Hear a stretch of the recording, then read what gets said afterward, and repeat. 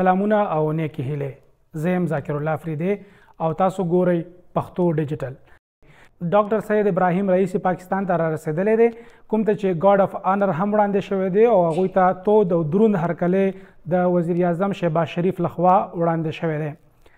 یقینا په 13 جنوري میاشت کې یعنې درې میاشتې وړاندې په جنوري میاشت کې د دواړو ملکونو لخوا په یو بل باندې حملې شوې وې او اوس د ایران صدر پاکستان ته را رسېدلی دی، د دوی ډېر زیات تود او دروند هرکلی شوی دی د شهباز شریف لخوا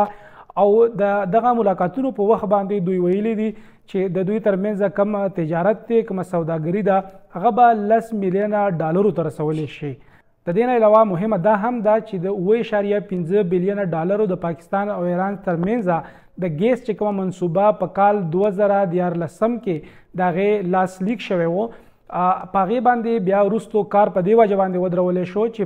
په ایران باندې نړیوالې پابندۍ لګېدلې وې، نو د هغې په وجه باندې پاکستان ته ویل کېدل چې د دوی سره به تاسو تجارت نه کوئ، نو په هغه منصوبه باندې کار ودرولی شوی و. خو اوس یو ځل بیا د دې خبرې پخلی شوی دی چې په دغه منصوبه باندې به کار شروع کیږي او دغه منصوبه د پاکستان کې چې کوم توانایي بحران دی د هغې د کمولو دپاره ډېره غټه او لویه منصوبه ګڼلی شي. دغه دوره په دې وجه باندې هم ډېره زیاته تاریخي ګڼلی شي چې وزیر خارجه، وزیر داخله، وزیر تجارت، وزیر پټرولیم دوی به دغه وفد سره چې کوم د ایران صدر سره راغلی دی د هغوی سره به ملاقاتونه کوي او ایران صدر ځان سره د تجارت چې کوم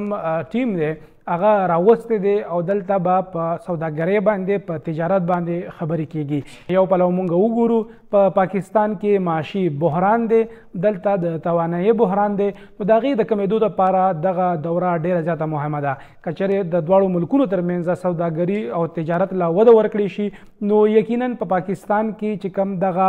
مهنګایي ده او ورسره کومه بېروزګاري ده او دغه د معاشیت بد حالات دي دا څه نه څه ښه کیدی شي. موږ به 13 جنوري میاشت هم ځو چې 3 میاشتې وړاندې کومه په بلوچستان کې د ایران لخوا حمله شوې وه او ویلي وو چې دلته ترخګر دي، هغه په ایران کې ترخګري کوي او هغه یې په نښه کړي وو، خو بیا پاکستان د هغې جواب ورکړو او د ایران چې کومه سستان صوبه ده په هغې باندې مزایل وداغل. د هغې نه وروسته حالات ډېر زیات کړکېچن شول او پاکستان خپل سفیر وطن ته راوبللو او چې کوم د ایران سفیر و هغه ته یې وویل چې تا ته به د پاکستان نه د وتو اجازه نه وي، خو د هغې نه وروسته د پاکستان او ایران ترمنځ سفارتي خبرې اترې وکړې شوې،